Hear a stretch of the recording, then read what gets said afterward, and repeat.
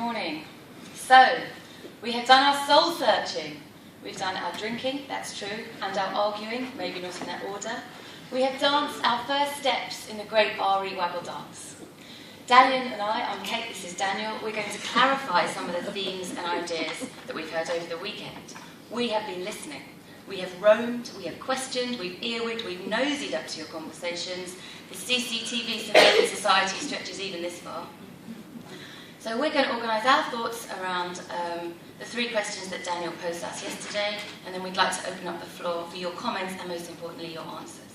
So our first question yesterday was, who is in charge of RE? Well, obviously, it's us.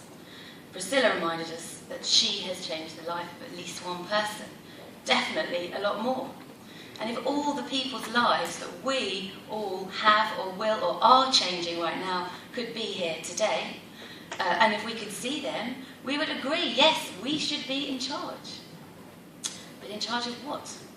We've heard Mark Chater argue that we should be in charge of our own CPD. We've heard Denise Cush and Linda Rudge argue that we should also be in charge of our own research and our own academic study. But perhaps most importantly, we should be in charge of what we do day in and day out. We should be in charge of the curriculum.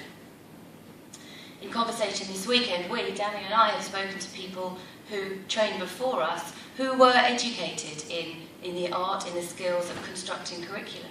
They have those skills.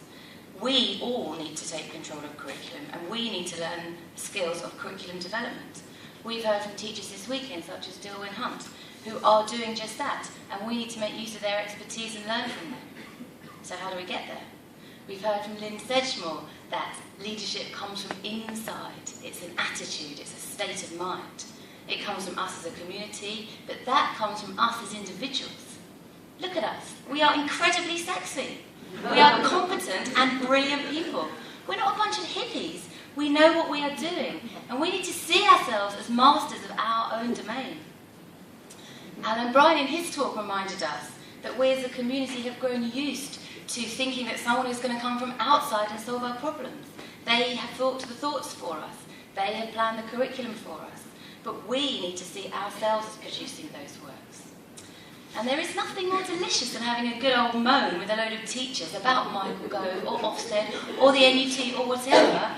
But we all know now that complaining isn't enough. We now know that we need to act. And so to acting we come. Daniel, thank you. Yeah,